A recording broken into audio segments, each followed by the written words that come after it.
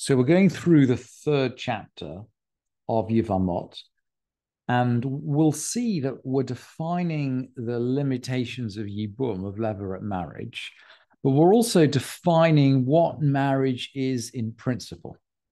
So we're defining the boundaries of marriage.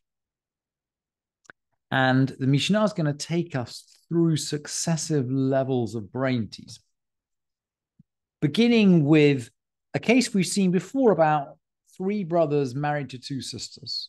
Shlosha achim, shnayim mehen nesuyin shtei achayot, v'echad nasui nochrit. So that we got three brothers.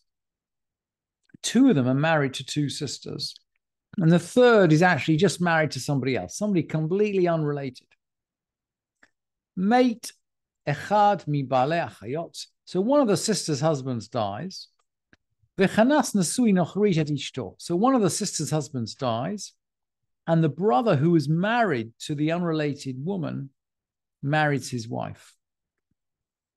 Let's just have a look at this on the picture. There's a picture on the source sheet, but let's just have a look at this.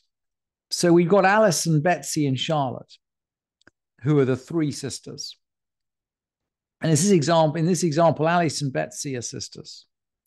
So Alice and Betsy are sisters, and they're married to Alex and Bob and Charlie, the three brothers. Alex, Bob, and Charlie are the three brothers. And Bob actually dies first. So Bob dies first. His wife is Betsy. And Bob's brother Charlie can do Yibum. He can take on Betsy. Alex, his younger brother, can't take on Betsy because Alex is already married. Alex is already married to Betsy's sister. And we know there's a principle that you can be married to two sisters when they're not alive. In other words, you can marry one sister, and if she's unfortunate enough to pass away, or you're unfortunate enough, anyway, if the couple if she passes away, then you can marry her sister after she dies, but you cannot marry two sisters who are both alive at the same time. And we've said before, we're not quite sure how Yaakov gets away with it, and perhaps because he's living before the Torah is given. Anyway, Betsy cannot do Yibum with Alex, but she can do Yibum with Charlie.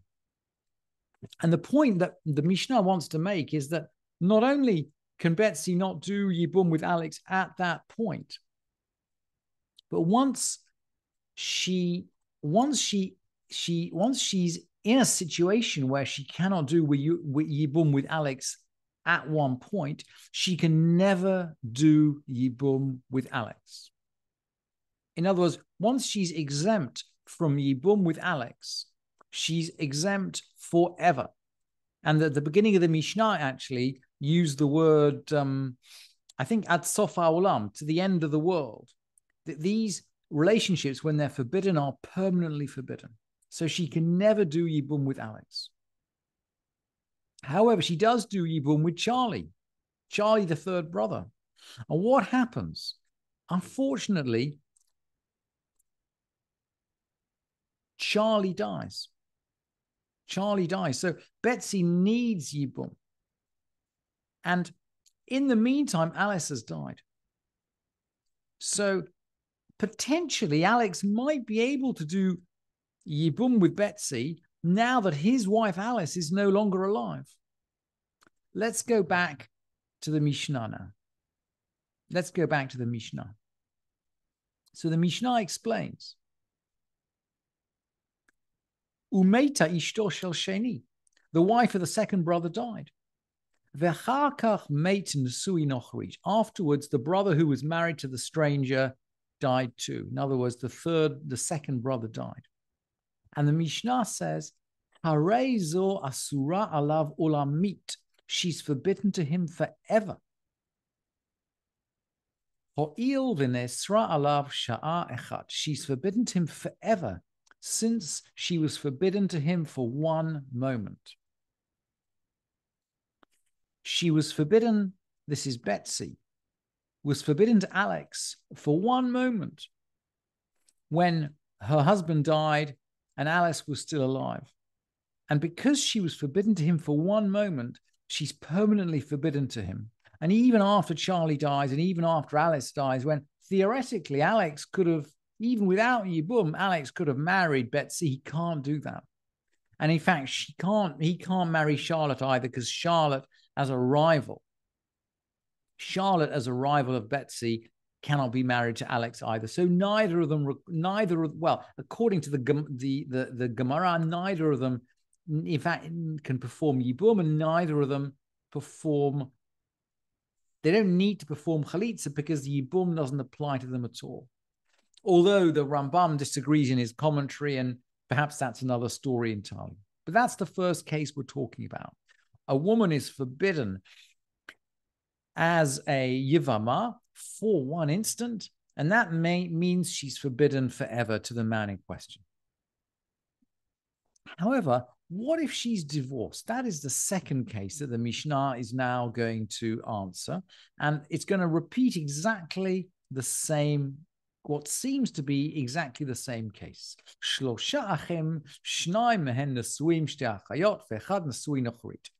We got three brothers, two of whom were married to two sisters, and the third was married to an unrelated woman.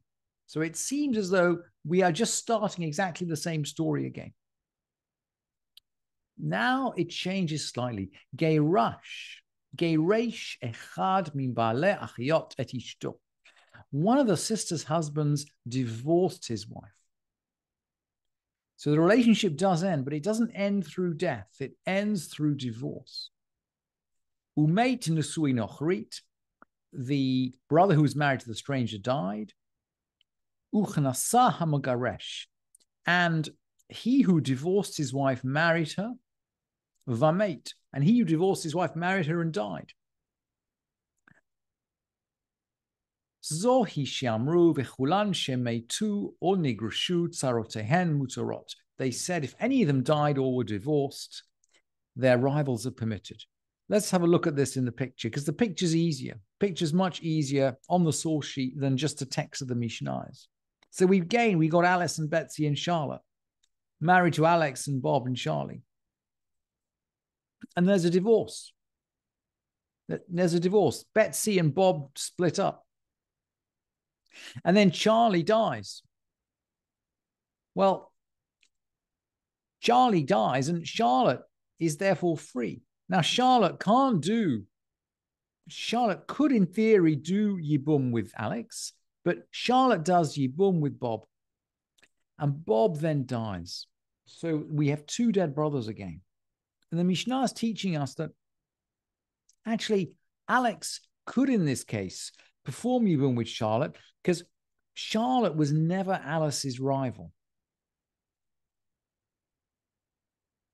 Charlotte was never Alice's rival and the divorce actually breaks that bound. So Alex can do Yibum with Charlotte in a way that wasn't possible in the first example of the Mishnah. And then the Mishnah goes on to explain, and in all of these, if the betrothal or divorce was in doubt, these rivals perform chalitza but not yibum. If we're not sure whether the divorce really happened or whether the betrothal really happened, we do yibum but we don't do chalitza.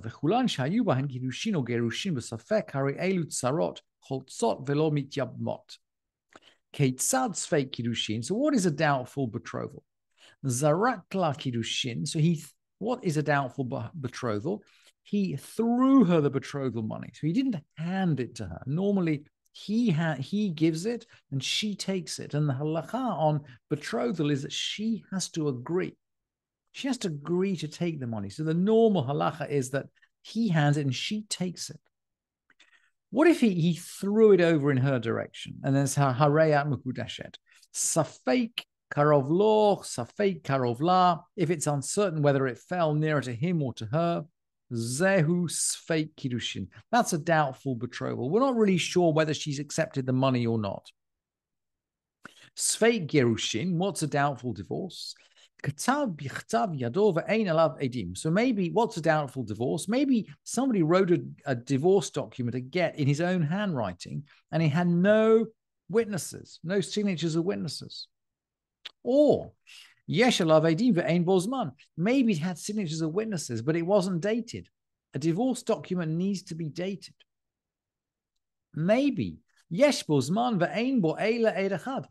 it had a date, but it only had one witness.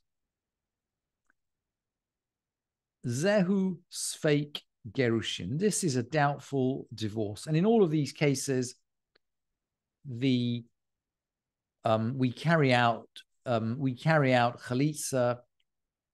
We can't carry out yibum, but we carry out chalitza.